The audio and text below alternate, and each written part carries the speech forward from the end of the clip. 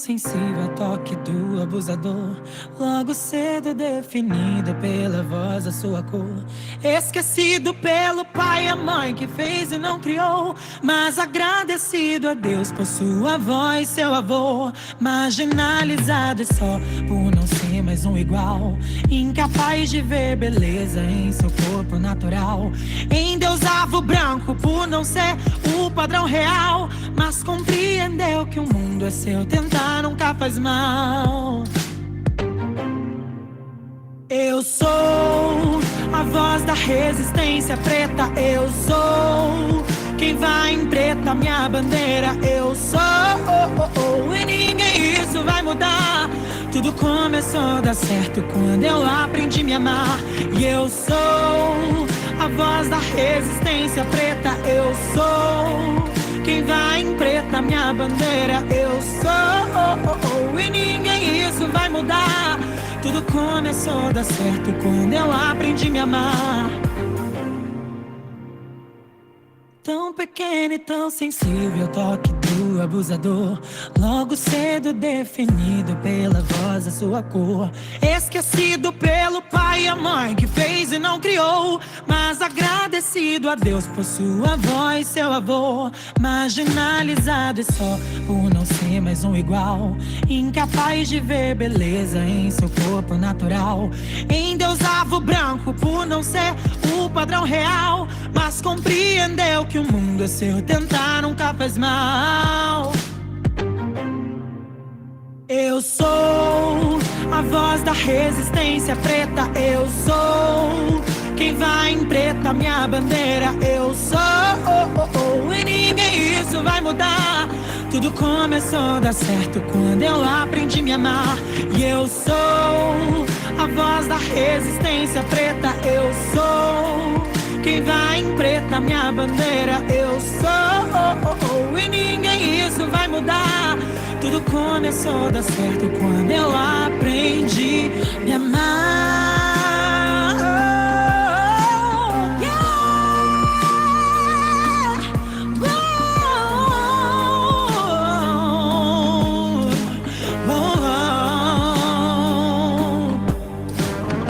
Se a minha pele te incomoda porque é preta, eu te aviso, ela é resistência, aceita.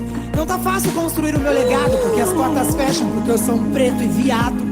Mas eu não deito pra toda essa hipocrisia que mata, mas consome como fantasia.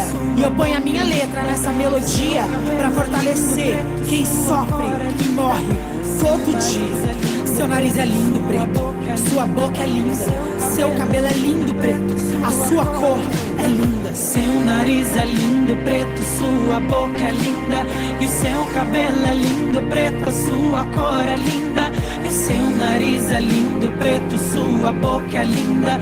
E seu cabelo é lindo, preto. Sua cor é linda. Se você foi rejeitado, nada disso vai importar. Tudo sempre vai dar certo, basta só você se amar. Se você foi rejeitado, nada disso vai importar. Tudo sempre vai dar certo, basta só você se amar. Eu sou a voz da resistência preta. Eu sou quem vai em preta, minha bandeira. Eu sou, e ninguém isso vai mudar. Tudo começou, tudo começou, tudo começou.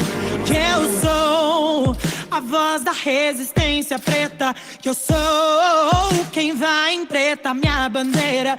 Que eu sou, e ninguém isso vai mudar. Tudo começou a dar certo quando eu aprendi a me amar. Seu nariz é lindo, preto, sua boca é linda. E seu cabelo é lindo, preto, a sua cor é linda. E seu nariz é lindo, preto, sua boca é linda. E seu cabelo é lindo, preto, sua cor é linda.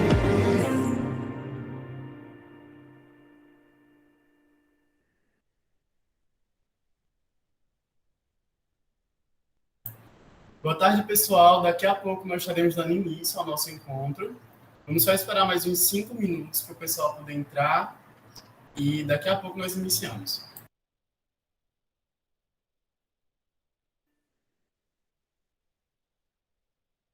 Existe alguma coisa melhor que viajar? Claro que sim! Viajar com até 50% de desconto.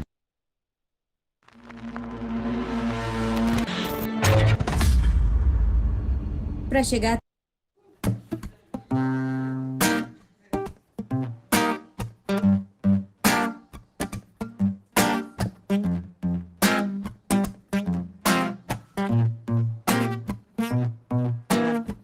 Existe muita coisa que não te disseram na escola. Cota não é esmola. Experimenta nascer preto na favela pra você ver. O que rola com preto e pobre não aparece na TV. Opressão, humilhação, preconceito. A gente sabe como termina quando começa desse jeito.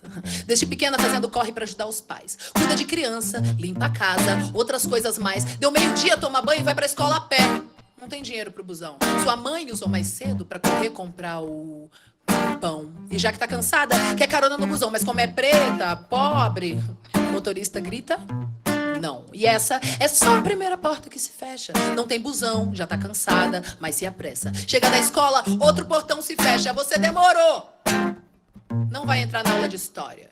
Espera, senta aí, já dá 1 hora. Espera mais um pouco e entra na segunda aula e vê se não se atrasa de novo.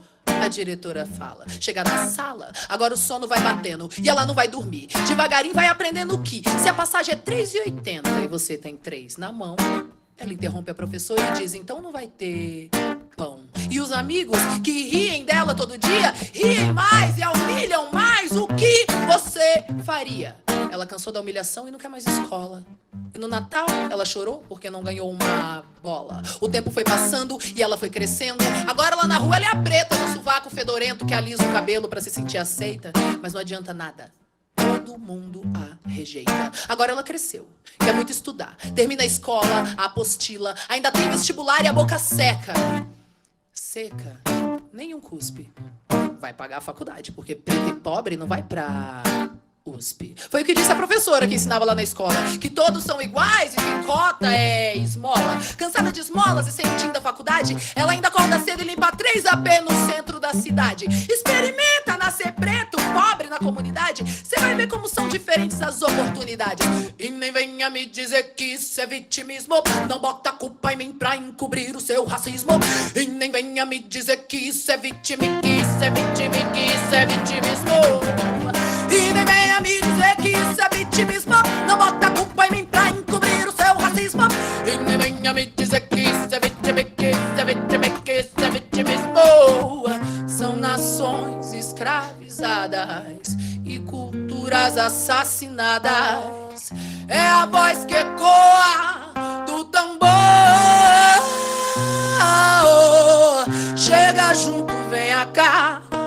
Você também pode lutar e aprender a respeitar, porque o povo preto veio para revolucionar. Não deixe calar a nossa voz, não. Não deixe calar a nossa voz, não.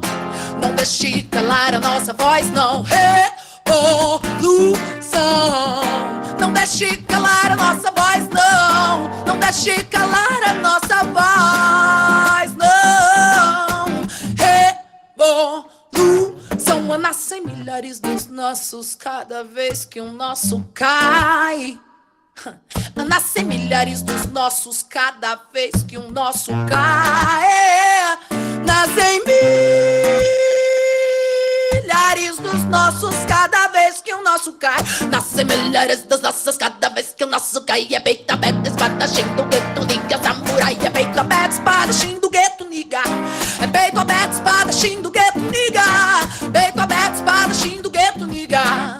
Peito aberto, espadachim do gueto, niga, samurai. Peito aberto, espadachim do gueto, niga. Aberto, espadachim. É peito aberto, espadachim do gueto, niga. É peito aberto, espadachim do gueto, niga, samurai. Vamos pro canto onde o relógio para e no silêncio o coração dispara. Vamos reinar igual zumbi Dandará, Otará, Otará. Vamos pro canto onde o relógio para, no silêncio o coração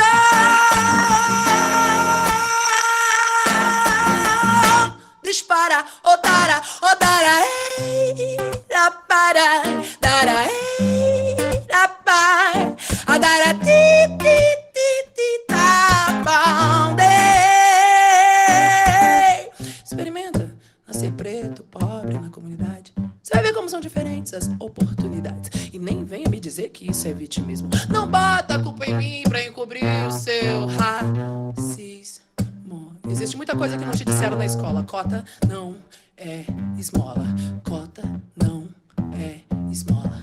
Cota não é esmola. Eu disse cota não é esmola. Cota não é esmola. Cota não é esmola. Cota não é esmola. São nações escravizadas e culturas assassinadas.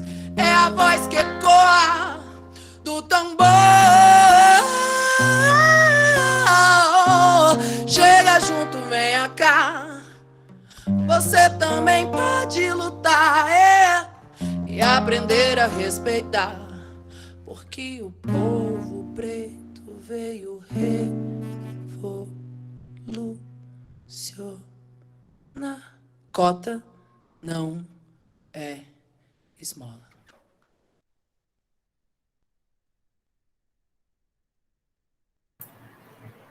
Boa tarde, pessoal. Sejam todos bem-vindos ao segundo dia do nosso encontro de negros, negros e cotistas da UERN.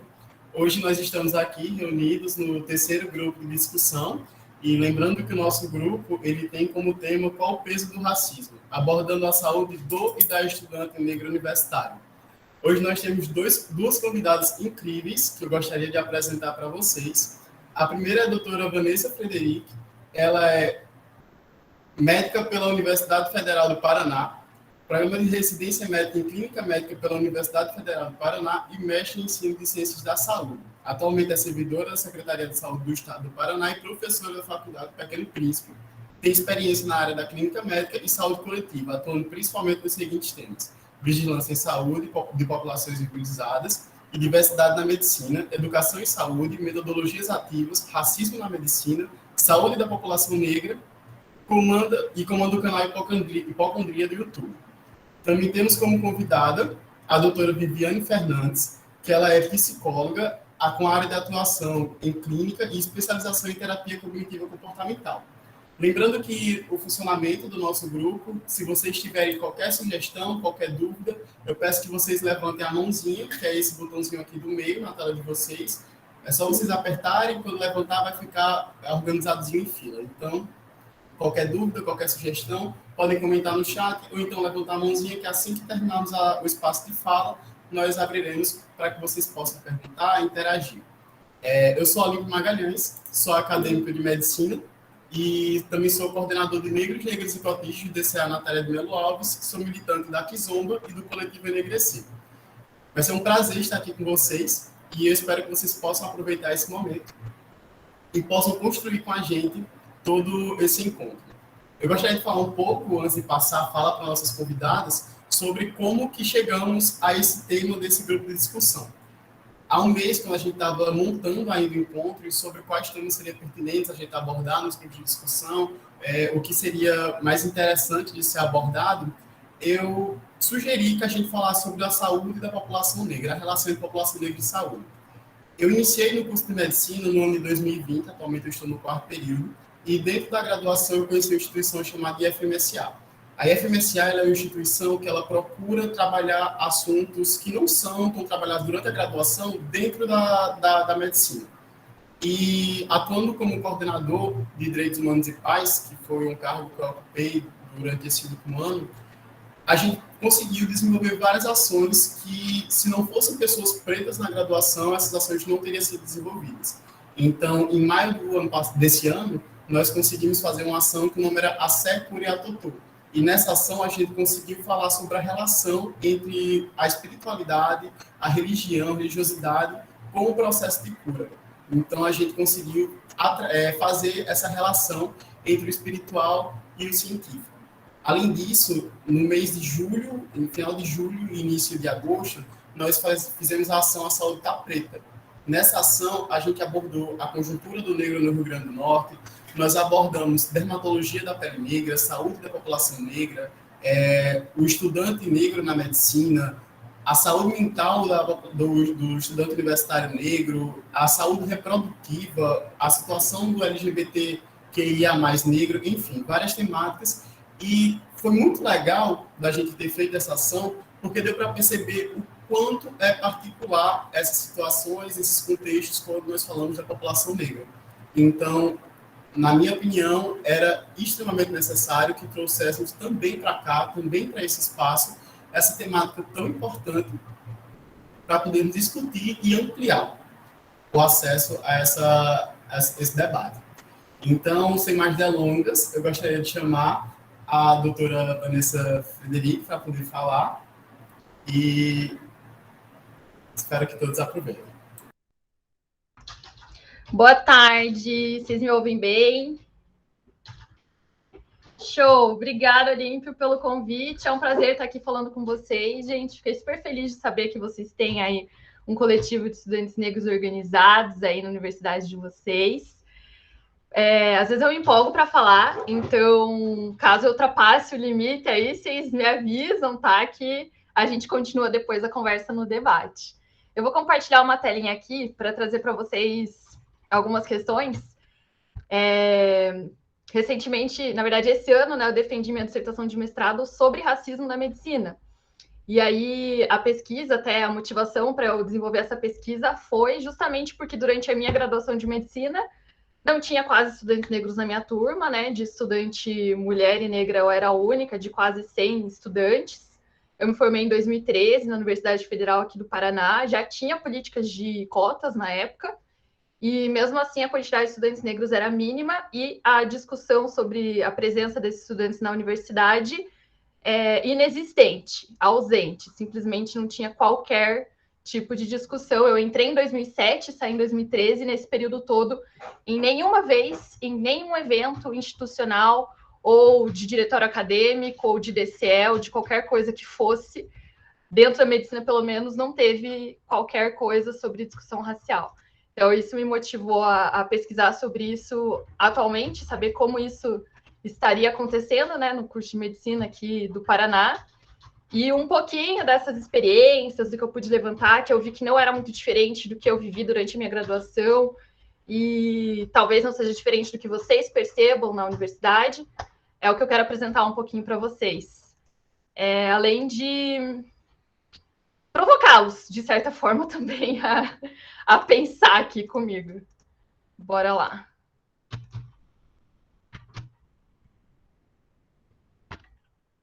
Então, gente, eu sou médica, sou professora, sou trabalhadora do SUS, fui beneficiária de política de cotas.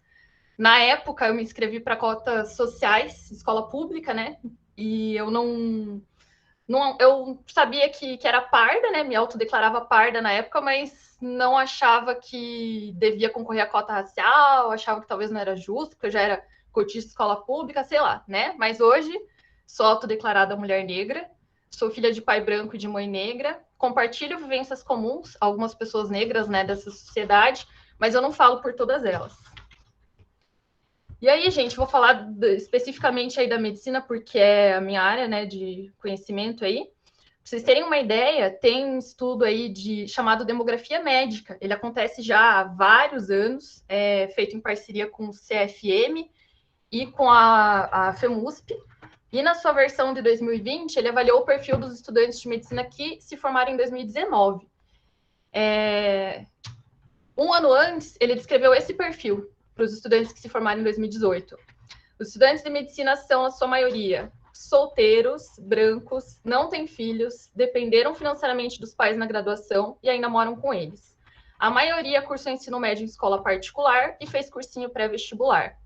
77% era da cor branca, e na região sul, quase 90% dos que se formaram em medicina em 2018 eram brancos.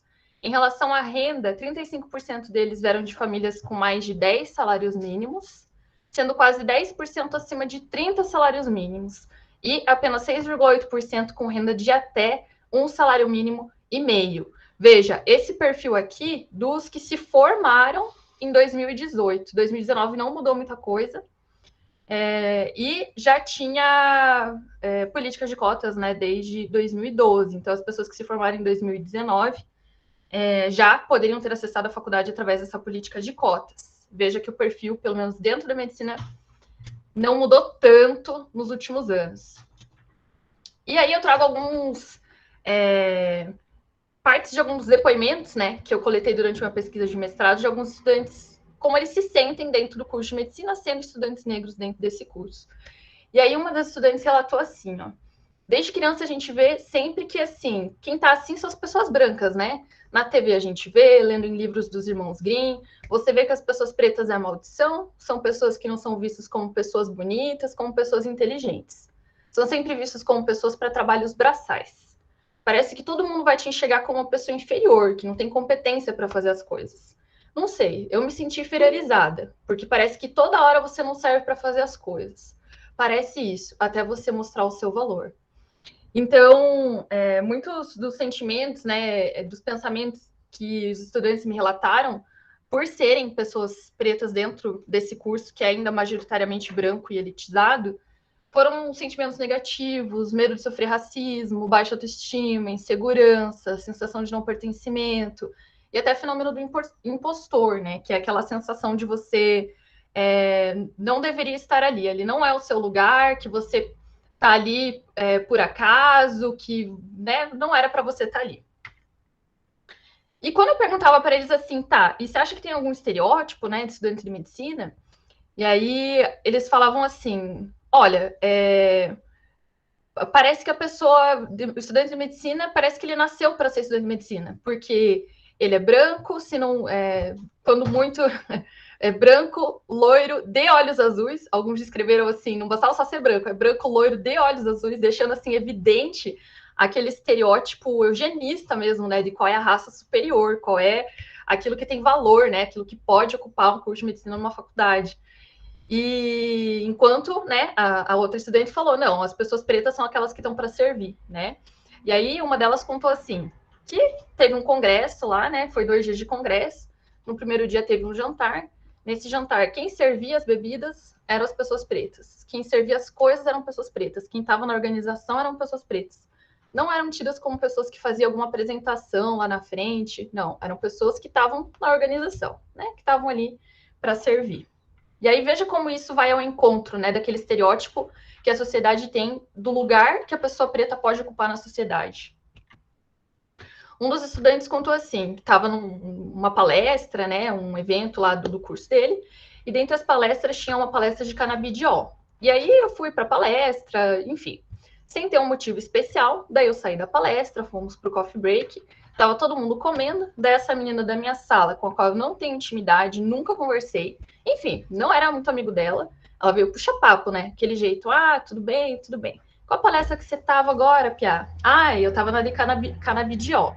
Daí ela falou, nossa, bem a tua cara mesmo. Como assim? Que cara é essa? A pessoa não conhece, né, nunca trocou uma ideia com você, não faz parte da tua vida, da tua rotina, não sabe nada da tua história. Que história é essa que você tem cara de maconheiro? Né? Ou que se interessa por maconha, porque no fundo foi isso que ela quis dizer, tem cara de maconheiro. Porque o estudante era negro, né? Então a gente precisa lembrar também que isso aí não é uma fala qualquer, despretensiosa, sem querer, não, gente.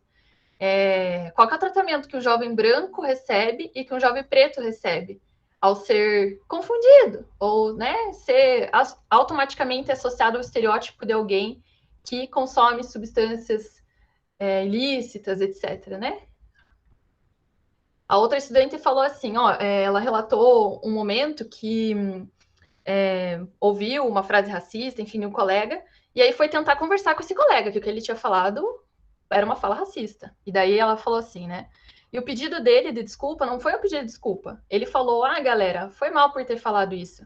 Mas começou a atacar eu e meu amigo, tipo, vocês também veem racismo em tudo?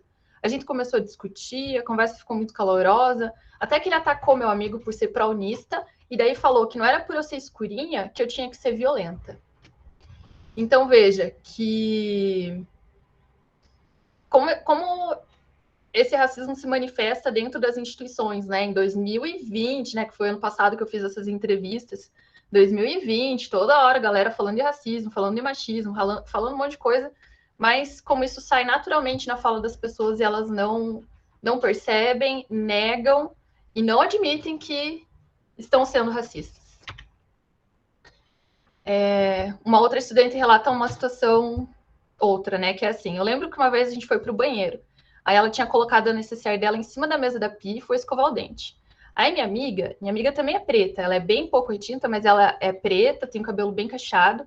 Ela foi colocar a escova dela na necessaire e a menina tinha colocado a bolsa do lado da necessaire dela.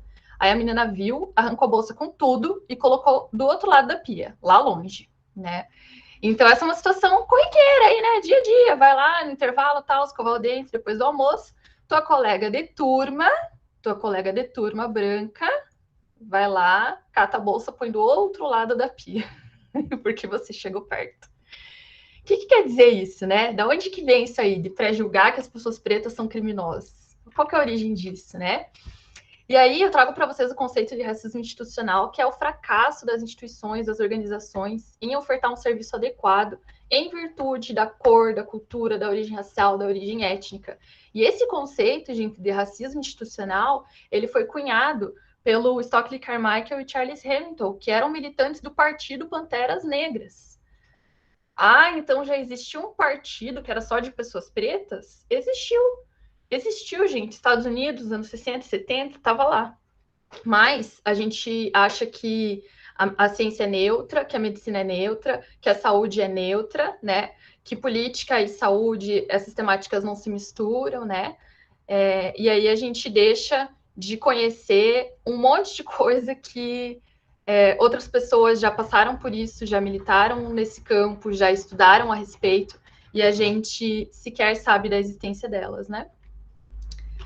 Teve uma outra situação ainda que a estudante me relatou assim. Era uma mulher negra que estava tendo o segundo filho, nasceu a criança era branca, aparentemente branca, e a mãe negra retinta. E a primeira coisa que as enfermeiras começaram a falar foi: nossa, parabéns, olha como seu filho é branco, o pai dele é branco, seu primeiro filho foi branco.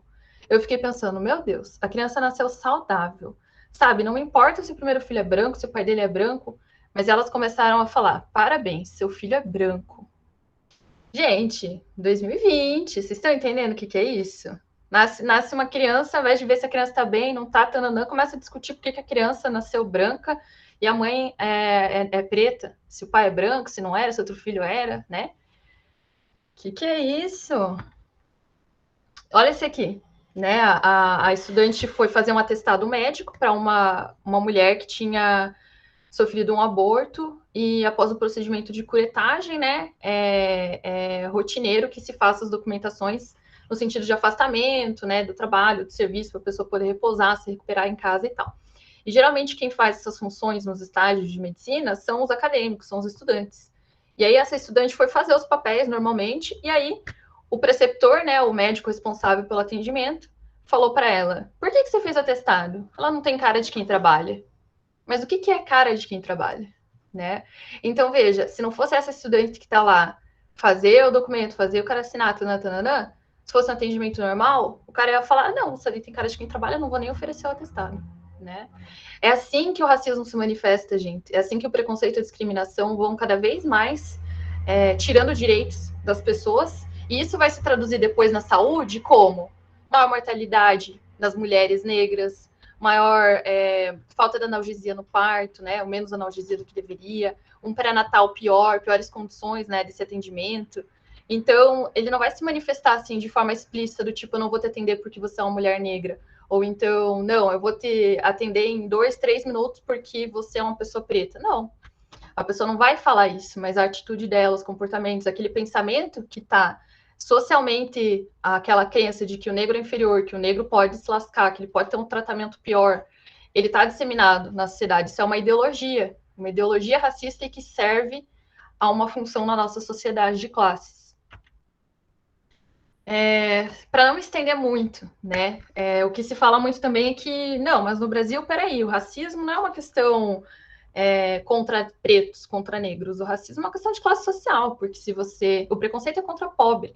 Se você for rico, se você ascender socialmente, for de uma classe social elevada, você não vai sofrer racismo. Então, a gente sabe que isso aí é balela total, legal. Por quê? Porque é só você sobrepor lá no Brasil quem é pobre e quem é preto, né?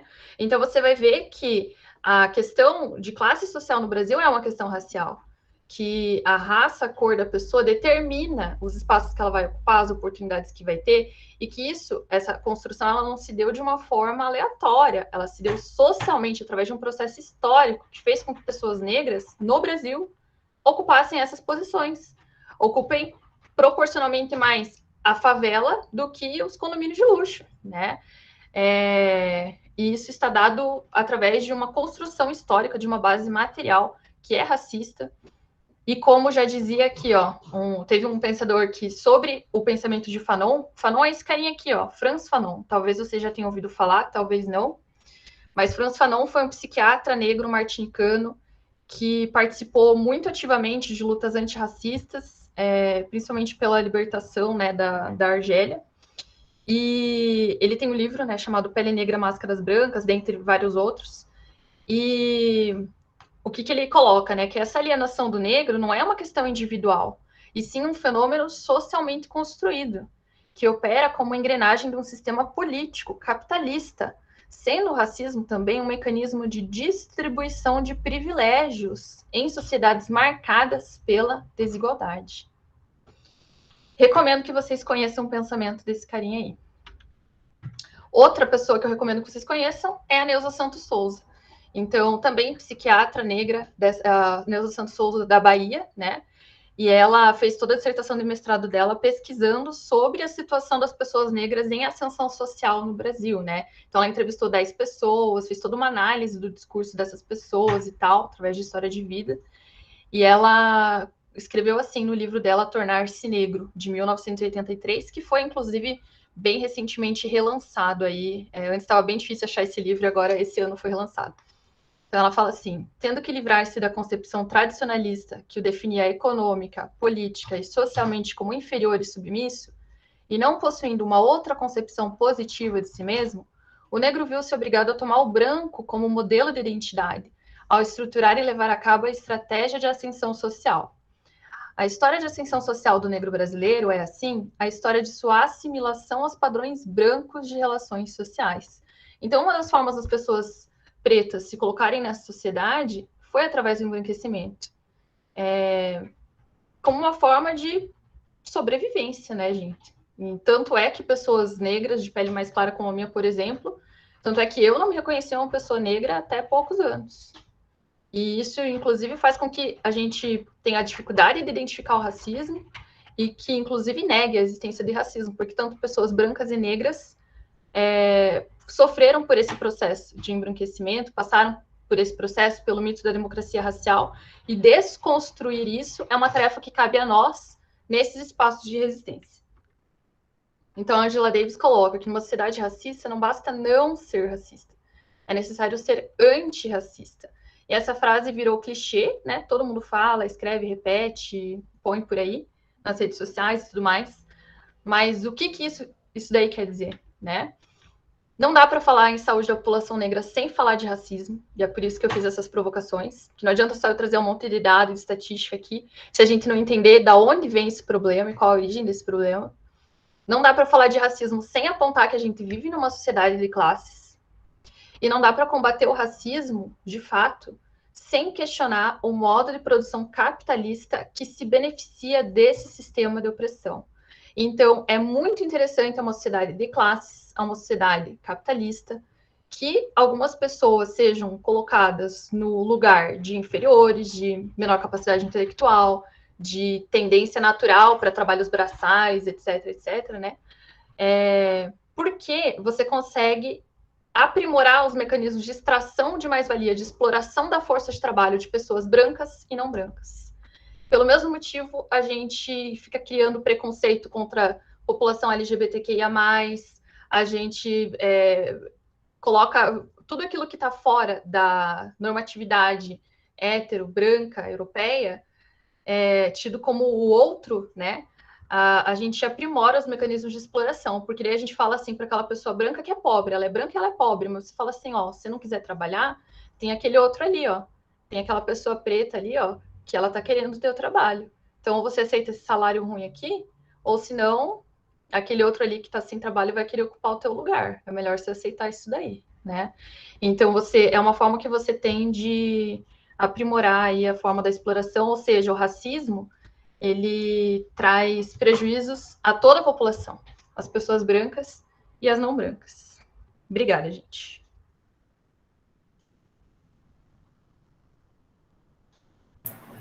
Gostaria de agradecer à doutora pela fala, extremamente enriquecedora, um conteúdo incrível e uma pesquisa muito fundamentada.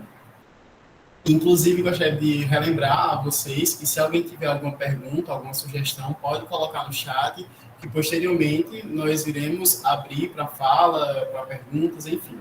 Agora eu gostaria de convidar a doutora Viviane Silva para falar sobre saúde mental da população negra. Olá, pessoal, boa tarde. Olímpio, muito obrigada aí pela oportunidade, viu? Acho muito interessante, né, esse trabalho, né?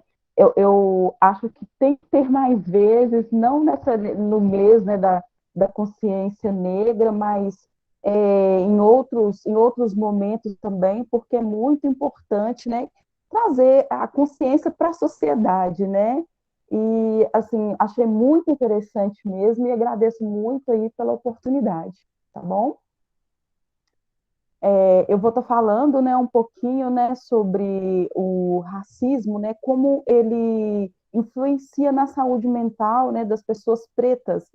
É, e, assim, achei muito interessante, né, a colocação da doutora Vanessa, né, que algumas coisas que ela pontuou, né, eu tinha até estudado, já tinha feito algumas anotações aqui, achei muito interessante.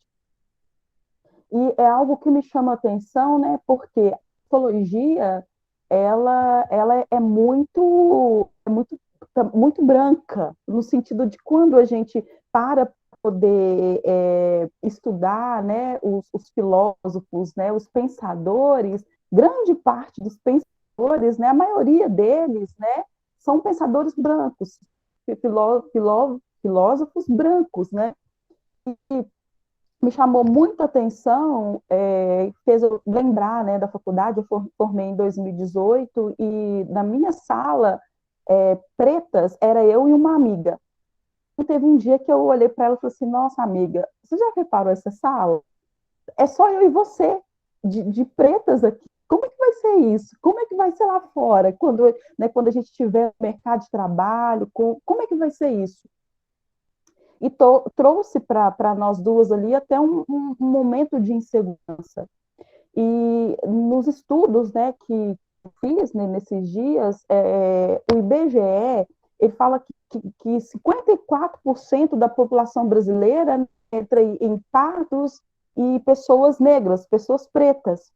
E o que me chamou a atenção, porque 54% da população brasileira, né, pardos e pessoas pretas, no poder, né, no governo, uma minoria, né, e acaba que a sociedade, né, ela vê essa referência, né, de governo no poder, na autoridade, ela vê a referência como uma minoria, e isso traz para a sociedade, para a pessoa negra, para a pessoa preta, uma inferioridade, e começa a trazer uns construtos, né, de que ela não é capaz, de que aquele sonho, talvez, de ser, né, de ser um médico, de ser um dentista, de ser algo, de estar no poder, de ser um jornalista, é algo que para ele é um pouco distante.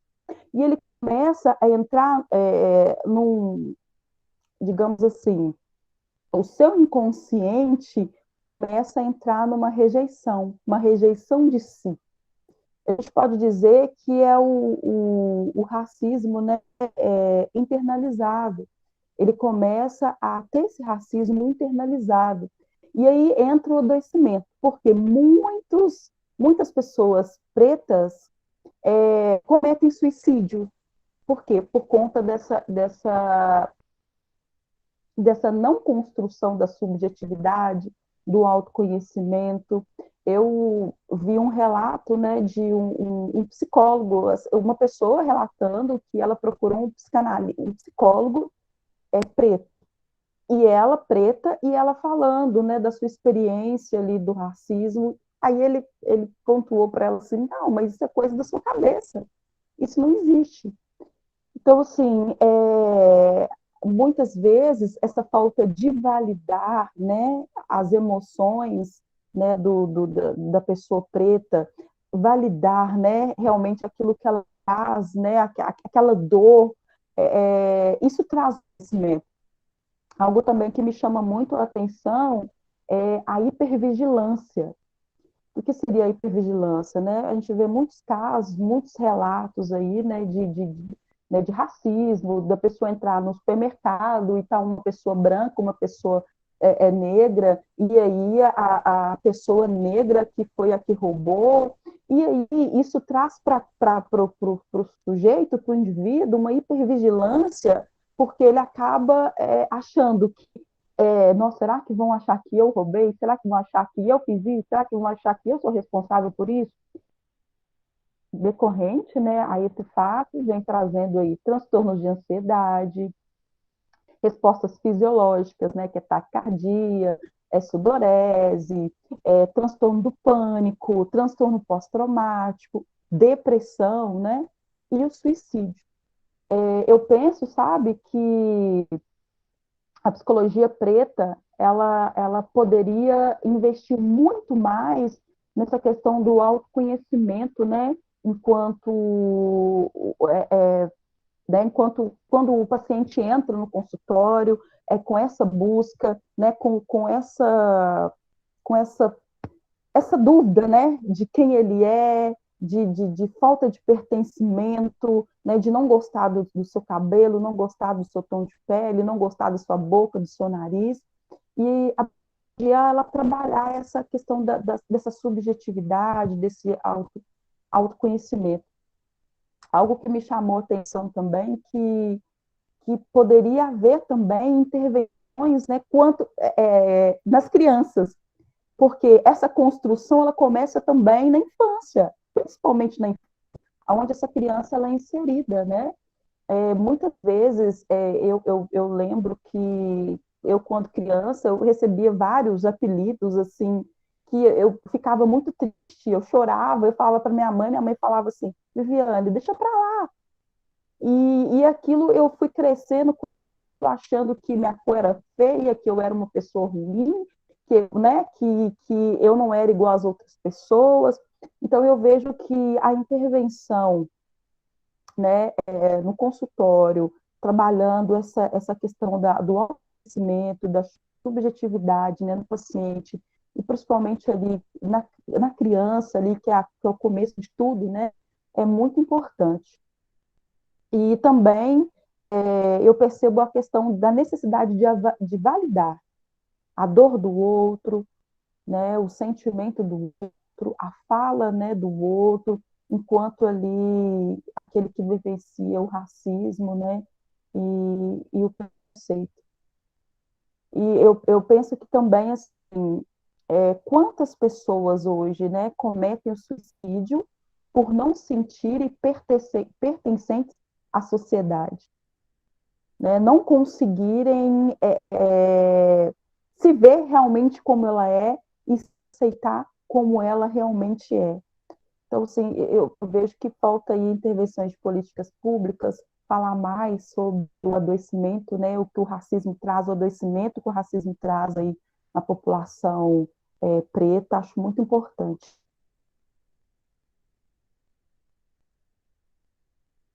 Eu agradeço, viu, pela oportunidade, né, e estou à disposição aí. Gostaria de agradecer muito pela fala da senhora, pela participação, as duas por terem topado participar. E eu estava anotando algumas coisas enquanto vocês estavam falando, e sobre essa questão de hipervigilância. Eu sempre fui criado, meus pais, eu sou filho de uma mãe negra e de um pai branco. E eu sempre fui criado ficando muito vigilante em relação a tudo. Eu estudei em escola particular, então meus pais sempre diziam, não, você não vai para casa dos seus colegas, porque se quebrar alguma coisa, a culpa vai ser do preto. Se sumir alguma coisa, vão colocar a culpa em você. Então, sempre que eu estava em algum lugar, eu sempre ficava muito atento em relação a isso. Não procurava colocar minha mão em nada, ficava sempre com minha mão no bolso. E isso, pensar que eu estava fazendo isso, estando ali com meus 8 anos de idade, 9 anos de idade, 10 anos de idade, é uma crueldade muito grande. E eu sei que isso não é uma maldade dos meus pais. É uma forma deles tentarem me proteger, porque isso é uma situação que realmente existe. E aquela ali era a forma que eles estavam querendo me proteger. Então, quando a gente pensa como a população negra, a pessoa preta, ela sofre violências psicológicas desde o início, desde a sua infância, é uma coisa muito dolorosa de se pensar. A doutora Vanessa, ela tinha falado sobre o coletivo e como é bom ter um coletivo, e esses momentos aqui, onde a gente discute e expõe essas questões e que a gente leva a informação, é muito importante. Sem dúvida, é muito importante. Mas, além disso, é muito importante também pensar em quantas pessoas dessa sala, quantas pessoas desse encontro. O nosso encontro ao todo teve quase 150 inscritos. Desse grupo de discussão que está rolando agora, nós temos 28 pessoas nessa sala. Quantas dessas pessoas vão se sentir tocados para, além de receber aquela informação, procurar fazer alguma coisa na posse dela? Então, atualmente, a forma como a gente tem de entrar na luta, de procurar participar e procurar mudar alguma coisa, é justamente se organizando em coletivos, entrando em roda de conversas, levando a informação, propagando isso que você aprende aqui, você passar para outras pessoas, fazer esse trabalho de base, esse trabalho de formiguinha. E, atualmente, a saúde, ele é um campo ainda muito embranquecido, principalmente em cursos, por exemplo, como a medicina. E, atualmente, nós temos coletivos que buscam justamente mudar esse cenário. Nós temos um coletivo chamado Negrex, que está surgindo agora aqui no Rio Grande do Norte, inclusive surgindo pela UERN. É na UERN que está surgindo o Negrex, no Rio Grande do Norte, que é justamente um coletivo de estudantes de medicina que procuram, estudantes de medicina negros, que procuram debater esses temas e evidenciar a importância desse tema e colocar o protagonismo da pessoa preta na saúde. Mas, além disso, nós temos coletivos como, por exemplo, o Coletivo Enegrecer. O Coletivo Enegrecer, ele faz um trabalho de anos aqui no Rio Grande do Norte, aqui na UERN, e a partir da luta e de debates do Enegrecer, que a gente começou a conversar sobre cotas étnico-raciais na UERN. E foi graças a debates assim, a lutas assim, trabalho de formiguinha mesmo, trabalho de base, que a gente conseguiu justamente que em 2019 fosse aprovada uma lei que institucionalizasse essas cotas. Então, um chamamento mesmo que eu deixo é que cada um que esteja aqui, que se sinta tocado, que se sinta querendo fazer parte de uma mudança, que procure conhecer mais, procure se engajar nesses coletivos, enfim, procure ir além do adquirir o conhecimento, mas também, na posse dele, procurar fazer alguma coisa. Uma coisa que eu queria também sugerir é que a gente tem uma procura muito grande pelo SGT, por esse grupo de discussão, é que, como eu citei, a gente realizou uma ação, que é a Saúde Tá Preta, e nessa ação a gente tem várias questões que envolvem a saúde, como, por exemplo, dermatologia da pele negra, é uma temática totalmente diferente da dermatologia de pele branca, enfim. E são várias questões que foram abordadas e que ainda estão disponíveis no YouTube da FMSA, e que eu vou disponibilizar o link daqui a pouco aqui, então quem quiser ter acesso a isso posteriormente pode entrar lá e assistir, enfim, no seu tempo. E, por fim, eu queria falar só sobre essa questão de pertencimento, que quando eu entrei na UERN, quando eu entrei na FACS, eu fui da primeira turma de alunos que foram depois da institucionalização das cotas raciais. Antes de mim, antes da minha turma, não tinha ainda. E quando eu fui procurar fotos da UERN, quando eu fui procurar fotos da faculdade, o que eu vi era apenas alunos brancos. O que não faz nenhum sentido quando a gente está falando sobre universidade no Nordeste, no Rio Grande do Norte, onde mais da metade da população são de pessoas negras, são de pessoas pretas ou pardas. Então, esse sentimento de pertencimento era ausente.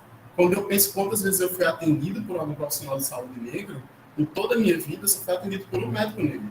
E esse médico negro, coincidentemente, era um amigo meu, que foi meu professor no cursinho, e eu acompanhei a formação dele, eu fui para a formatura dele, para a classe de grau, ele foi o aluno laureado da turma, e foi uma coisa que ele falou no próprio discurso dele, no momento da formatura, de que estava muito feliz em que na primeira turma formada da UPE, da Universidade de Pernambuco, de medicina, as pessoas que estavam sendo ali homenageadas era justamente uma mãe solo e um homem negro. E eu fico muito feliz que a gente possa falar sobre esse debate de saúde, população negra, porque é uma coisa que durante muito tempo ficou muito de lado, não foi visto como algo importante. Então, se alguém tiver algum comentário, alguma sugestão, alguma pergunta, inclusive se as doutoras também tiverem algo a acrescentar, pode falar, esse momento está aberto para que a gente possa conversar.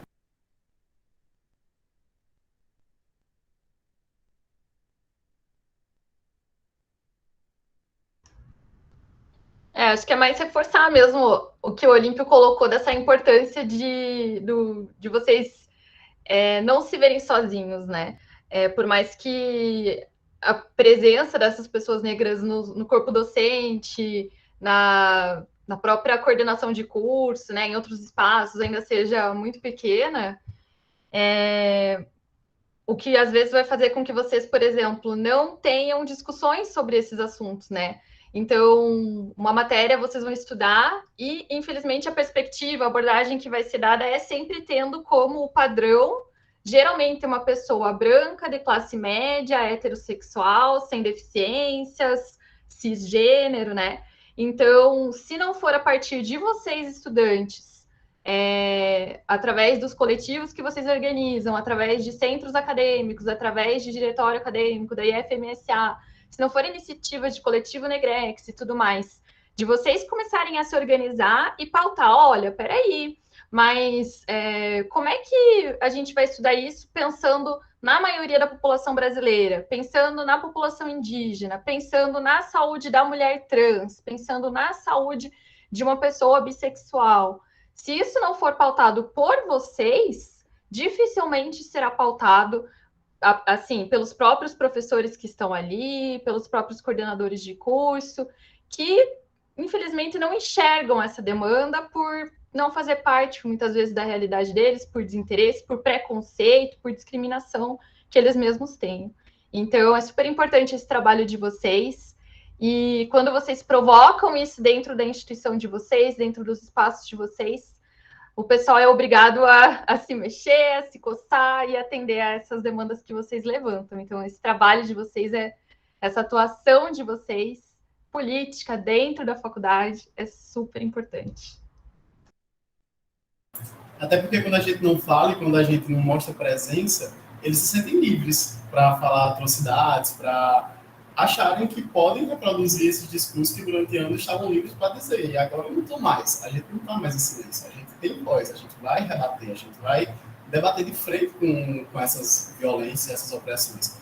Eu já tive um professor que, na primeira aula dele, uma colega minha, que ela tem cabelo cacheado, ela estava com a câmera ligada e o primeiro comentário dele, assim que eu entrei na sala, foi mandar ela arrumar o cabelo.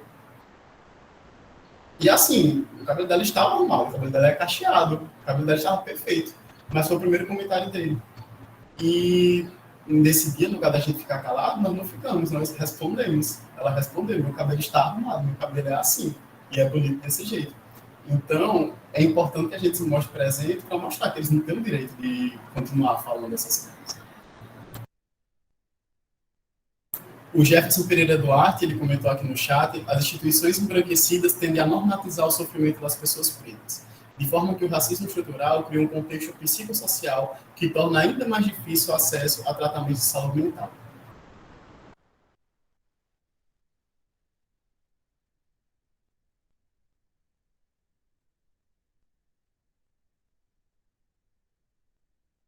Complementando o comentário do Jefferson, e tem também, né, Jefferson, as pessoas muitas vezes não reconhecem que o tratamento ruim, ineficiente, pior que ela recebeu foi em função de racismo. Então, porque justamente a gente nega a existência de racismo. Então, muitas vezes vai partir de nós mesmos apontar para aquela pessoa, no sentido assim, olha, o que você acha que aconteceu aí nessa situação? O que te incomoda nesse tratamento? Você acha que isso pode ter sido racismo? O que você já pensou sobre isso? Já teve oportunidade de falar sobre isso? Alguém já te perguntou a respeito? porque as próprias pessoas às vezes não se reconhecem enquanto pessoas negras, não é super tabu falar sobre isso ainda. A gente tem vergonha até de perguntar raça-cor, porque a gente acha que a outra pessoa pode não entender a nossa pergunta e se ofender com o que a gente está perguntando. Então, olha o nível, assim, como a gente está atrasado em termos de discutir as questões sociais, de pautar isso num país que tem 56% da população negra. Então, realmente, há uma série de dificuldades, porque o trabalho de educação ainda precisa fortalecer, intensificar ainda muito mais, né? E eu queria só deixar o convite para vocês conhecerem o meu canal no YouTube. Lá tem vídeo sobre racismo, tem vídeo sobre lugar de fala, sobre saúde da população negra, dentre outros temas, porque a gente não é obrigado, né, Olímpia? É só falar de racismo o tempo todo, né? A gente também quer poder falar de outros conhecimentos, então fica o convite para vocês conhecerem lá. Obrigada.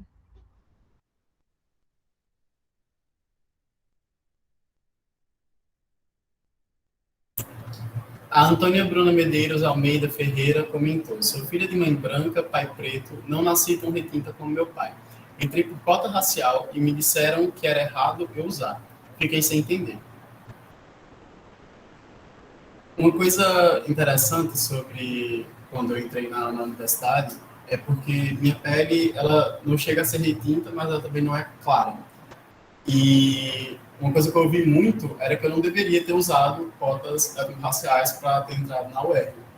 E eu fiquei, mas esse é o local onde pessoas lutaram para que pessoas como eu estivessem ocupando. Por que é que eu não vou ocupar? Então, atualmente, uma das coisas que o racismo mais coloca é justamente questionar a sua própria negritude.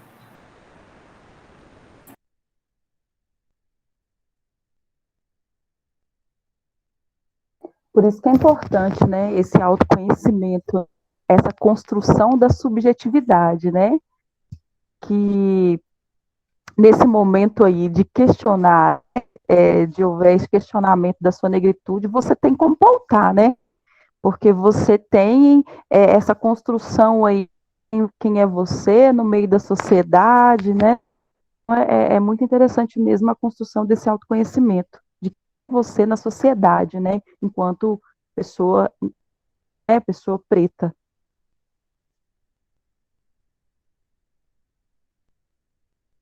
A Antônia Bruna Medeiros, ela se inscreveu para falar, pode falar. Posteriormente, a Thaisa Barros. Boa tarde a todos. Ótimas colocações da doutora Vanessa e da doutora Viviane. Sobre essa questão, Olímpio, eu fiquei sem entender porque, assim, eu não sou tão retinta, mas eu também não sou bem clarinha, minha pele não é clara. E, às vezes, as pessoas olham para mim e falam, mas você não é preta. Sim, eu não sou preta, mas eu também não sou branca. Não sou preta, mas também eu não sou branca, que nem a minha mãe. Minha mãe é muito branca. E eu cresci com o racismo dela. O racismo que eu sofri, a maior parte, né, fora na escola, em questão da minha mãe, era questão do meu cabelo, porque o meu cabelo nasceu crespo que nem o do meu pai. A minha boca nasceu boca, como ela dizia, boca de preto, que nem meu pai. O nariz, que nem de preto, do meu pai. Aí as pessoas olham, mas você não é preta. E vieram me dizer, uma pessoa branca, que o racismo não existe. É mais questão. A pessoa branca dizendo para mim que tinha sofrido preconceito porque era pobre. E eu não, que o racismo que eu sofria não era porque eu era preta, era porque eu era pobre. Só que não estava se referindo à quantidade de dinheiro que eu tenho ou que eu deixei de ter, estavam se referindo aos meus traços. É tanto que hoje eu aliso o meu cabelo. Hoje eu aliso o meu cabelo não por não gostar dele, mas porque eu aprendi a gostar dele, só que não quero usar ele crespo, então eu aliso. Quando eu decidir voltar, eu vou voltar com ele. E as pessoas não entendem isso. Tipo, tiram a ditadura do alisado para enfiar que as pessoas também, por ser pretas ou por ser pardas, têm que ter o cabelo cacheado, porque nasceu cacheado.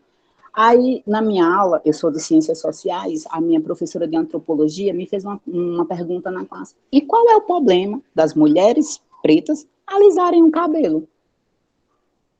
Qual seria esse problema que as pessoas tanto fazem questão que a gente tenha o cabelo crespo só para ter o cabelo crespo, porque o meu cabelo, ele não define a minha cor, ele não define o que eu acredito.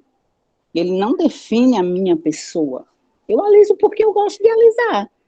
E quando eu não quiser mais alisar, eu não aliso. Então, às vezes, de tanto todo mundo falar, se a pessoa não tiver lá uma cabecinha muito boa, como eu já não tive há um tempo atrás, fica com tanto embaraço na cabeça.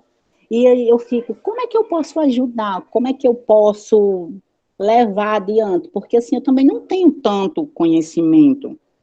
Eu sei do que eu vejo, do que eu vivi, e eu gostaria muito de, tipo, ter mais conhecimento na área, de como, que às vezes a gente vê atitudes e a gente acha que não é racista, mas aquela atitude lá no fundo, até as falas, e hoje em dia eu procuro me policiar as falas que outra hora eu escutava e achava que era normal e não são, né? Como é que a gente pode mudar, desconstruir esses pensamentos? E era só isso.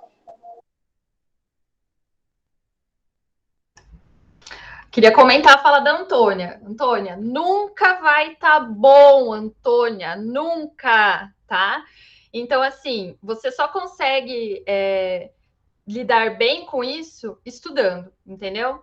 Você vai ter que se munir aí de todo o conhecimento que a sociedade nos negou. E isso inclui uma série de autores que você provavelmente não vai estudar na tua graduação, mesmo sendo da área de humanas, mesmo sendo na sociologia, porque quem que determina o que vai ser estudado, o que vai ser aprendido, vem de um objetivo só, que é manter a nossa ignorância, é manter a gente no nosso lugar, entendeu? Quanto à questão do cabelo, eu acho que é claro que a nível individual, se a pessoa estudou, tem conhecimento, teve acesso a entender esse processo histórico que a gente passou, todo esse apagamento que não foi contado para a gente na escola, a democracia racial que não existe no Brasil, todo o processo de escravização que a nossa população sofreu e tal. Se você entendeu tudo isso e você entendeu que você pode escolher ser o que você quiser, seja de cabelo preto, trançado, cabelo liso, cabelo loiro, pintado, colorido, cacheado, o que for, beleza. Mas quando a gente fala de nível coletivo, a gente vai ter sim ainda no Brasil uma enorme parcela da população que não tem a opção de alisar. No sentido assim, eu quero alisar porque é o jeito que eu me sinto mais bonita. Não. É porque ela não viu outra possibilidade de existir e gostar dela mesma que não seja alisando o cabelo. Porque não teve referências, porque desde criança ouve que o cabelo é carapinho, que o cabelo é, dentre diversos outros apelidos e xingamentos, que começa no âmbito familiar, vai para a escola, continua lá com o professor de medicina falando isso quando abre o Google Meet em 2021, entendeu? Então a gente não vai ter exceções. Óbvio que vai ter, de pessoas que, tá mega assim, entendeu tudo e quer alisar um show de bola. Usa o cabelo do jeito que você quiser. Mas a maioria ainda o faz por não enxergar outra possibilidade de se ver nesse mundo, porque vai tentar conseguir um emprego e não vai conseguir, ou vai ganhar um não na cara e não vai nem saber por quê. Não vai saber por quê. A minha mãe perdeu o emprego, ela perdeu a oportunidade de emprego, porque mandava currículo, não sei o que, ia para a entrevista, ela, não, a vaga já foi preenchida. Eles não vão falar, olha, eu tô te negando a vaga porque você é preta e tem o cabelo crespo afro. Não. Mas você está sofrendo racismo. Sem saber. Esse é o grande trunfo do Brasil do racismo aqui no Brasil. Né? A gente nega a existência do racismo e a própria pessoa preta não reconhece que está sofrendo racismo. Como que a gente lida com isso? Tem que estudar, filha. Eu peguei esses 2 últimos anos aí para estudar, ler autor negro, ler autor preto, porque não, infelizmente, geralmente não vai ser dentro da universidade, dentro da academia que eles vão te apresentar esses autores. E aí já falo para você, vai atrás de Neuza Santos Souza, Frantz Fanon, que grupos de estudo, vai para o coletivo estudar, se munir aí, para você estar bem segura aí de onde você está e quem você é. Sobre essa questão de sofrer racismo e nem perceber, teve uma situação que ocorreu na minha infância ainda, acredito que eu estava na 5ª série, 6ª série, nesse colégio particular que eu comentei, e que eu passei por uma situação sem perceber problema algum nela. Depois de anos, acredito que já no ensino médio, eu comecei a refletir sobre aquela situação e tentar entender ela. E aí eu percebi que talvez eu tenha sofrido uma situação de racismo que no momento eu não tinha cabeça para perceber. No final de todos os anos, existia uma prova, que era o provão, que era um simulado, com 100 questões, se eu não me engano. E de cada turma, os alunos que tirassem a maior nota da turma, seriam selecionados para participar da foto que seria posta no outdoor, para a divulgação da escola. Eu não cheguei nem perto de ser o aluno da minha turma que tirou a maior nota, até porque esse provão era uma nota extra, não era nem uma nota, enfim, tão importante assim, e eu não me preocupava muito.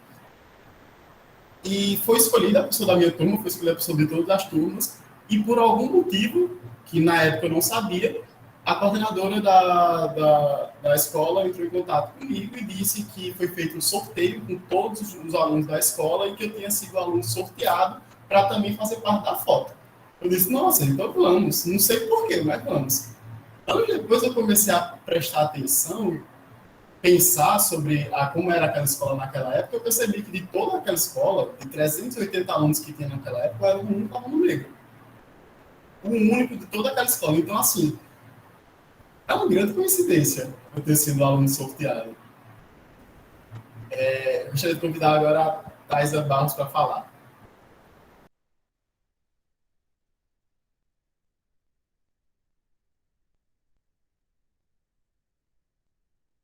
Seu microfone está desligado. Pronto. Boa tarde. É um prazer, né, uma satisfação estar participando desse espaço. Foi Stephanie que, inclusive, me convidou. Agradeço muito. E quando eu vi Vanessa falando inicialmente, né, primeiro dizer que em todos os espaços que eu participo, né, sobre negritudes, quando tocam na pauta do ser negro de pele mais clara, eu fico assim, venha para cá, para perto de mim, fica aqui perto de mim, porque é uma crise existencial, né? Essa discussão é uma crise existencial muito grande. E aí, quando Vanessa colocou tocou nesse ponto, né, rapidamente, sobre ser negro de pele clara, e diante de todas as discussões, eu disse, eu acho que é importante, talvez não seja o foco do espaço, mas eu acho importante eu pautar isso, né? Eu ainda vivo, né, uma grande crise existencial com relação a essa discussão.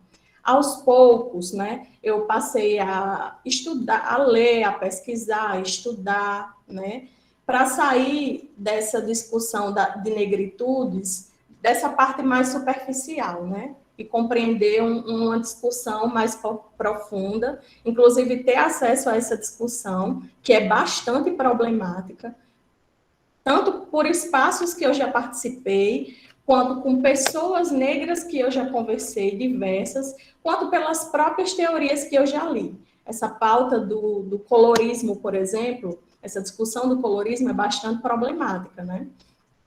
E aí é uma crise existencial para pessoas que se leem como pessoas negras de pele clara, que no meu caso antes eu não me lia dessa maneira, até que uma vez, eu nunca vou esquecer desse momento, eu estava na mesa de um bar, de um barzinho aqui favorito da cidade, com o professor Gilson, que é do IFRN, do campus de Paus Ferros. Nós estávamos bebendo, e aí a gente estava discutindo sobre questões de negritudes, e aí eu me coloquei de forma afastada, entendeu?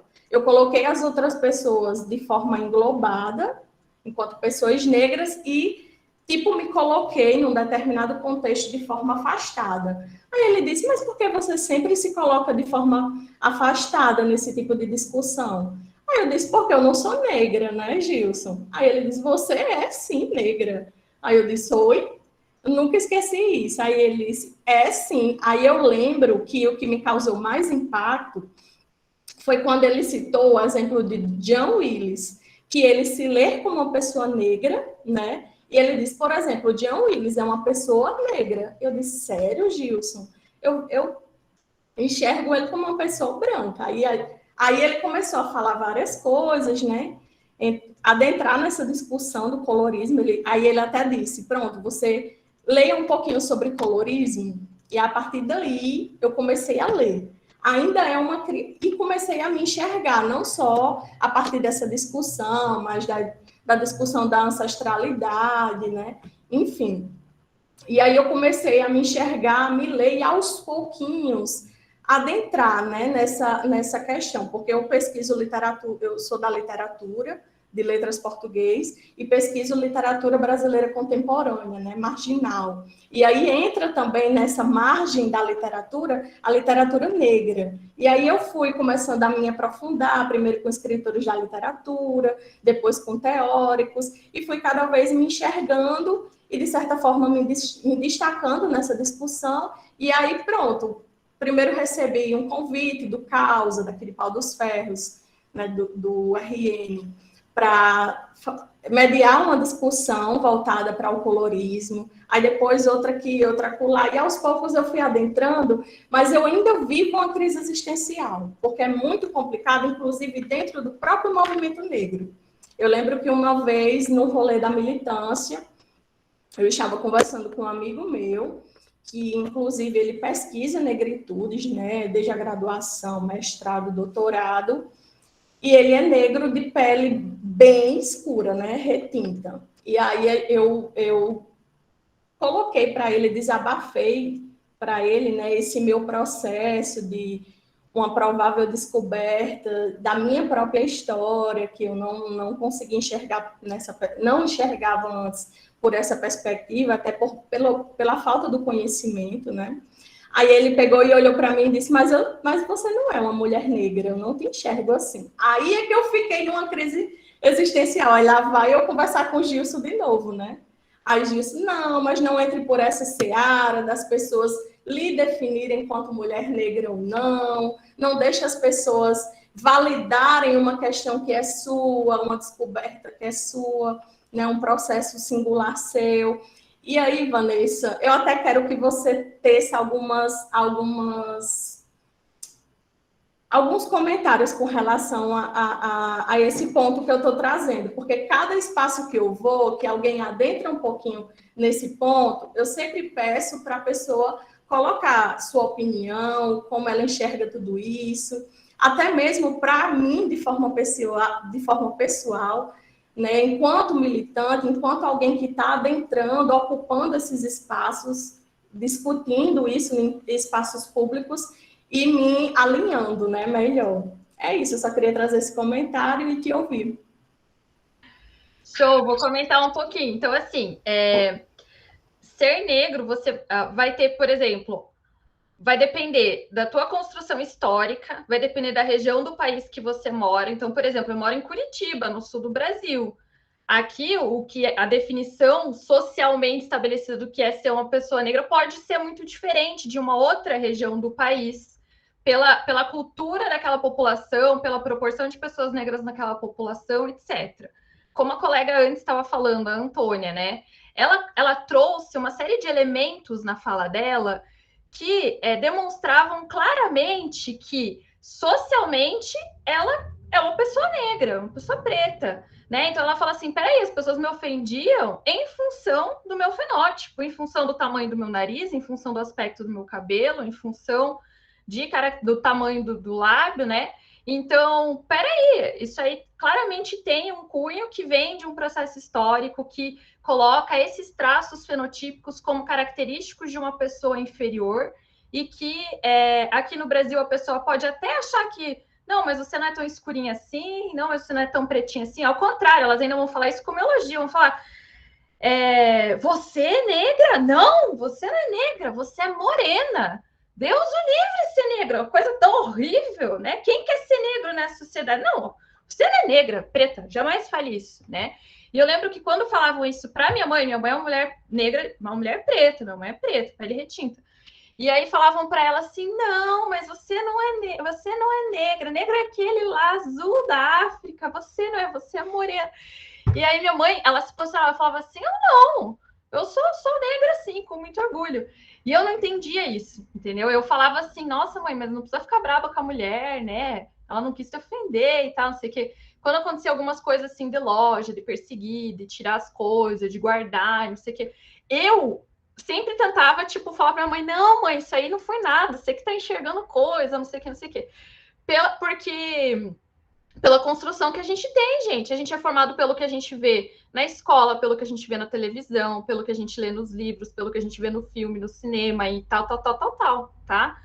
Então, em um dado momento, você vai ter que se posicionar. Ser negro vai ser é um ato político. Então, tem autores e autoras que vão dizer que ser negro é um ato político.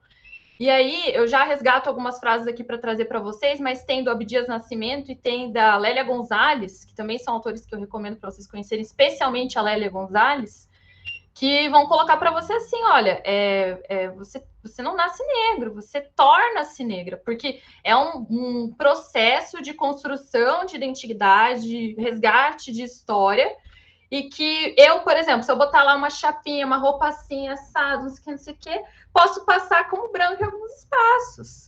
Mas isso não vai apagar o que eu já aprendi, as experiências que eu vivi no meu convívio familiar, na faculdade, tudo que eu já aprendi de história. Então, hoje, com o conhecimento que eu tenho, com o que eu construí, com o que eu tenho lido, com o que eu tenho estudado, politicamente eu faço questão de me afirmar uma pessoa negra, porque, inclusive, é desse lugar de fala que eu consigo intervir e dialogar com as pessoas e sabe, contribuir para compartilhar esse conhecimento que eu levei tempo para resgatar, entendeu? Então, mas isso não é do dia para a noite, sabe? Tem algumas experiências tuas, algumas coisas que você vai resgatando aos poucos. É necessário fazer psicoterapia, sim, é importante e cuidar da tua saúde mental individualmente para você estar respaldada de como é que você vai lidar com isso. Agora, quem que é uma pessoa branca para chegar em mim, ou mesmo outra pessoa negra? Porque pode sim vir uma pessoa preta, uma pessoa retinta e falar, Vanessa, você não é negra.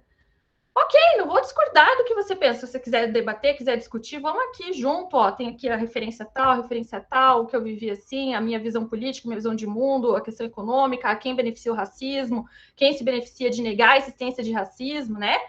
Você pode, inclusive, ter pessoas pretas e pessoas negras que não se reconhecem enquanto negras, e que vão, inclusive, atuar reproduzindo racismo a rodo. E aí a gente pode ver quem que está lá virando de guarda-costa lá do Bolsonaro no governo, quem que está lá presidindo a Associação Palmares lá. Então, assim, o que adianta você ser uma pessoa preta e ter uma posição política que é racista, que reproduz racista, que continua querendo a exploração das pessoas negras nessa sociedade? Também não quero combater o racismo para passar a explorar os brancos embaixo de mim, entendeu? Não, eu quero a autonomia de todas as pessoas. Eu quero que tenha um mundo justo para todo mundo. Um mundo em que seja livre de qualquer tipo de exploração, livre de racismo, de homofobia, de lesbofobia, transfobia, de preconceitos contra de qualquer tipo, porque essa heteronormatividade branca europeia, ela beneficia a uma pessoa só, cara, que é o branco capitalista que quer ver a gente brigando com intriguinha, com o vizinho, ao invés de entender por que você sofre, você joga a culpa do sofrimento, mas é porque, ó lá, meus vizinhos lá, ó, filho é gay, ditadura gaysista, não sei o que lá, fica nessa conversinha, e aí você tem pauta para 10 anos de discussão e não discute por que você é pobre. Não discute por que tem gente ganhando rios de dinheiro enquanto você trabalha aí 10, 12 horas por dia e nunca vai ficar rico. Tá? Então, acima de tudo, é um ato político, tá, Thaisa? Obrigada, Vanessa. Pessoal, minha amiga e coordenadora geral, Yamara, entrar aqui na sala e ela vai fazer uma fala, mas antes da gente ir para a fala dela, eu gostaria de lembrar que a ideia do encontro é produzir uma carta-proposta e uma comissão de combate ao racismo na UERN. Então, se alguém tiver qualquer sugestão a acrescentar, tanto a quem está assistindo, como também a nossas palestrantes, qualquer sugestão que tenha para que a gente possa adicionar, pode enviar para a gente, aqui no chat mesmo, que a gente anota e podemos construir isso. Também queria pedir para vocês que quem pudesse ligar a câmera, só para a gente tirar um print e deixar registrado. E também dizer que a lista de frequência eu coloco daqui a pouquinho. Então, quem puder ligar a câmera, prepara os cabelos, faz um sorriso.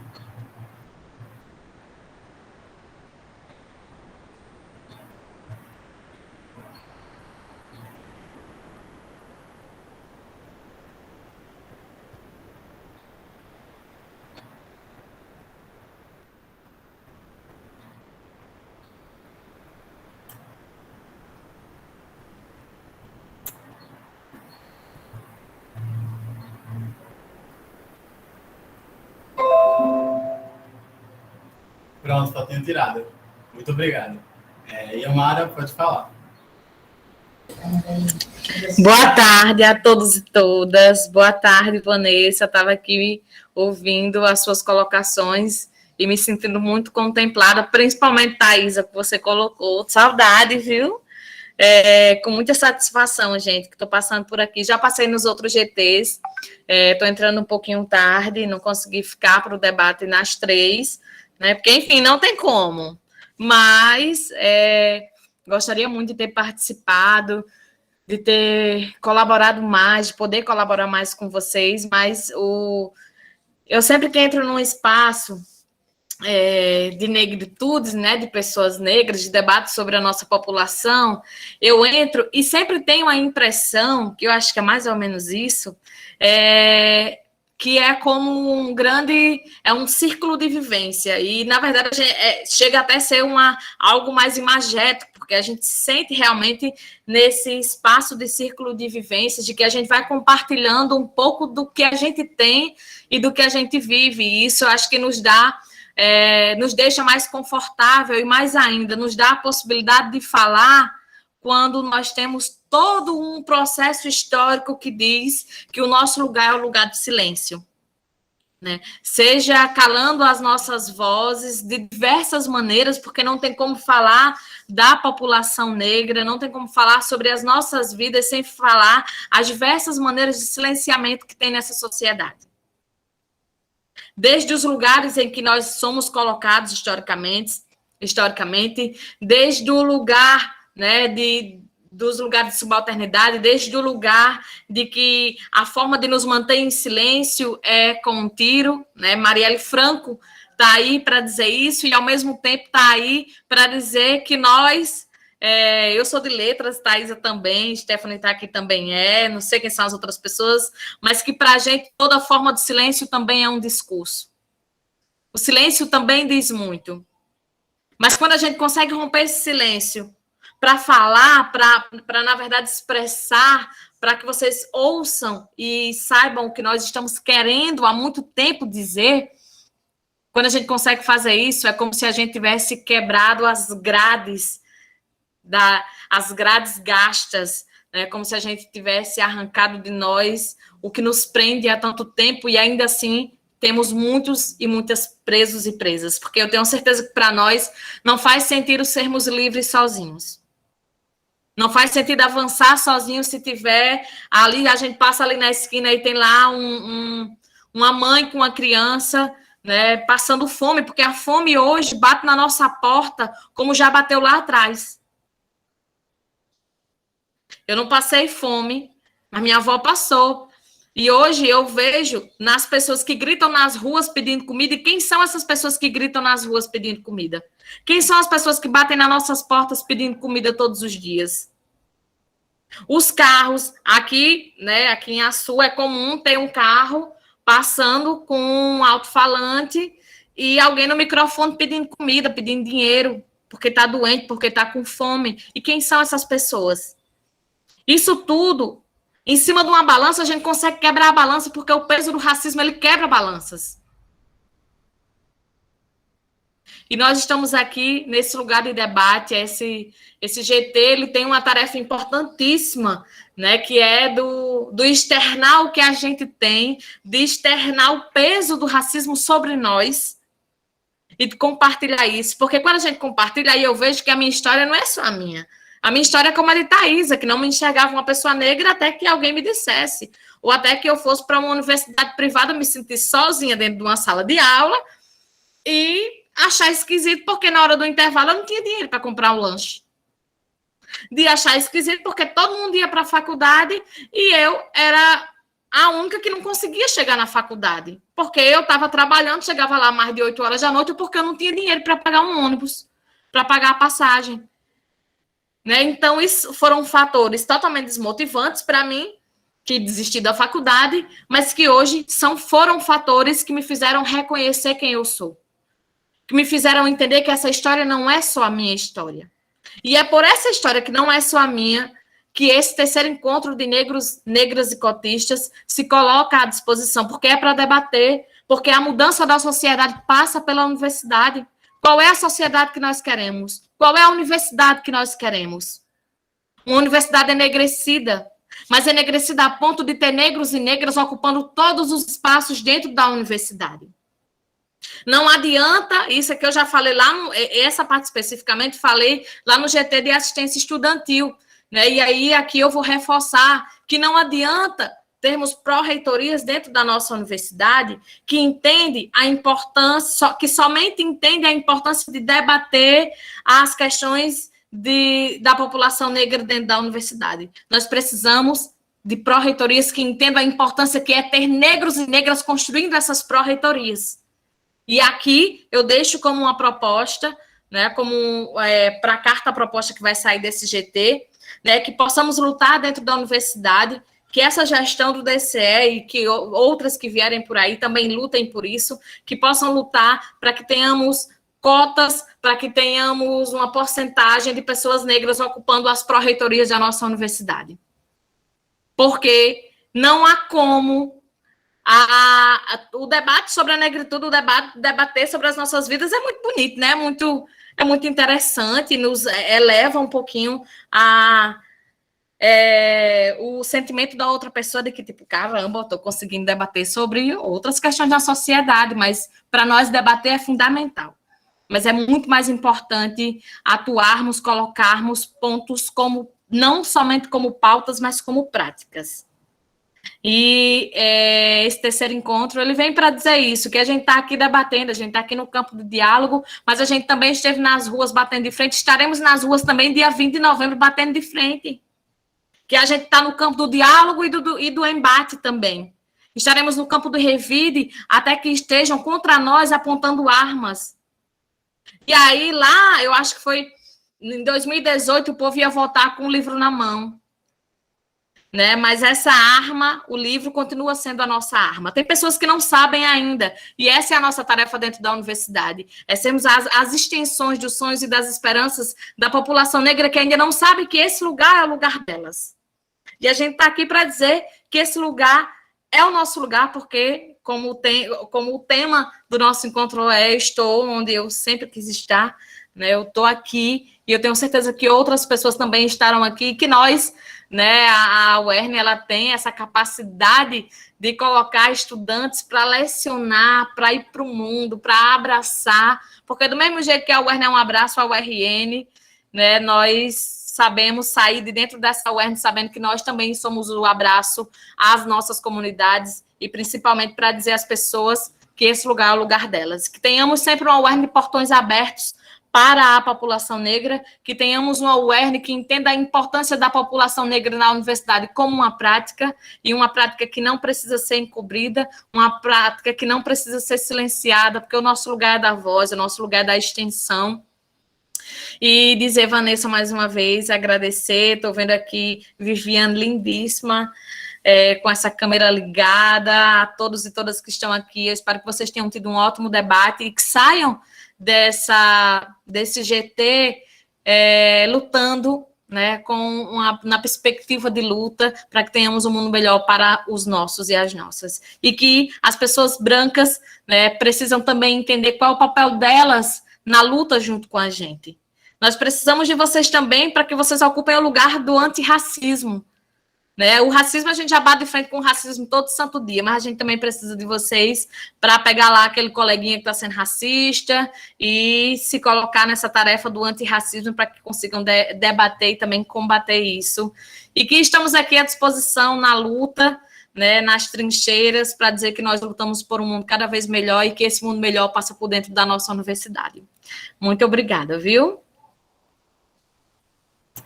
Emendando nessa fala de Amara, eu gostaria de novamente reafirmar o convite que eu já fiz a vocês no início do nosso GD, de que, para além de receber as informações, de participar de momentos como esse, que procurem também estar na luta, que procurem também conhecer coletivos, como, por exemplo, o Coletivo Enegrecer, que são coletivos que lutam justamente por essas causas. Então, é muito importante que esse GD sirva como uma chama para acender dentro de vocês esse espírito de luta. A lista de presença já está disponível aí no chat, então não esqueçam de responder. E se mais alguém tiver alguma coisa a acrescentar, pode levantar a mão, pode falar.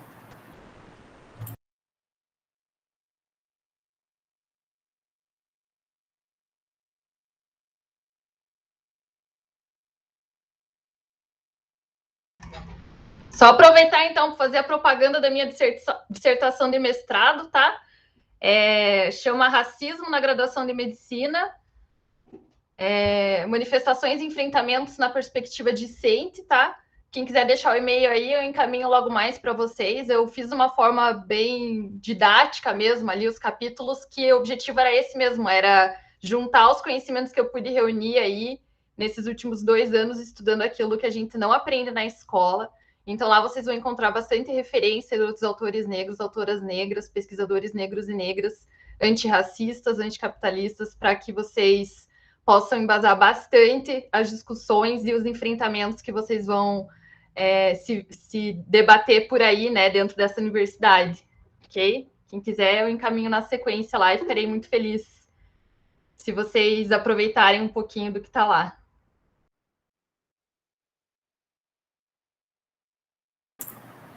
Alejandro Soares, pode falar. E já mandei meu e-mail, inclusive, quero muito receber, quero muito ler. Olá, boa tarde a todos. Só passando para agradecer a vocês pela oportunidade de participar do evento. Eu estava lá na outra sala, né? Até abri um diálogo com Yamara, que eu canso de elogiar a capacidade que a mulher tem de se comunicar. E é isso, de ressaltar a importância que vocês têm para a instituição, né? Porque acho que quando a gente se abre ao diálogo, a gente consegue se conectar melhor com as pessoas, consegue transformar pensamentos. Enfim, eu fico muito feliz de poder estar participando, de estar buscando compreender cada vez mais as políticas, essa questão do racismo. Eu acho que de extrema importância que todos os estudantes participem, que possam compreender essas lutas, porque é uma luta nossa. A sociedade, ela é coletividade, ela é democracia, e eu acho que essas perspectivas têm que abranger a todos. E, assim, fico muito feliz pelas colocações e obrigado pela oportunidade de estar aqui. Parabéns a todos. Boa tarde.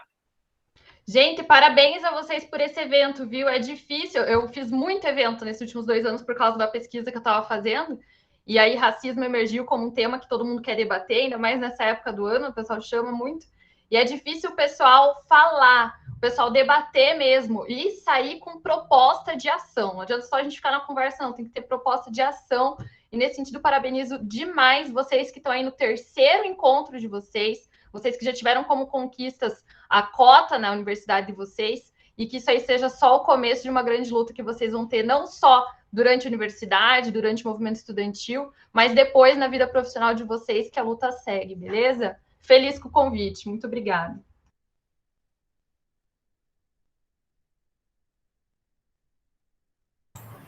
Se alguém mais tiver alguma coisa a acrescentar, se não, acho que a gente já pode se caminhar para o final.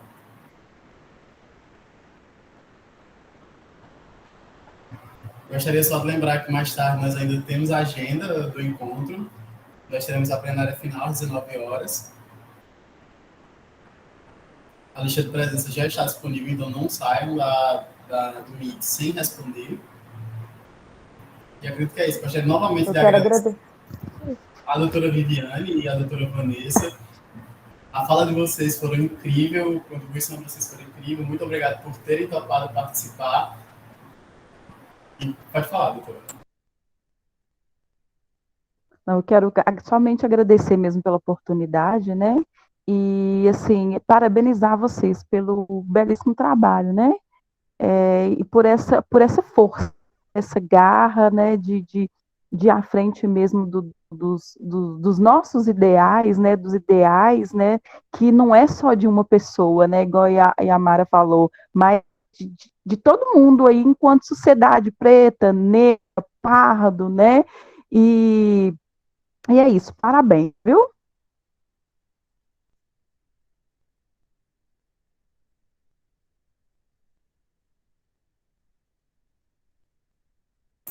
Pois é isso, pessoal. Muito obrigado pela presença e até a próxima.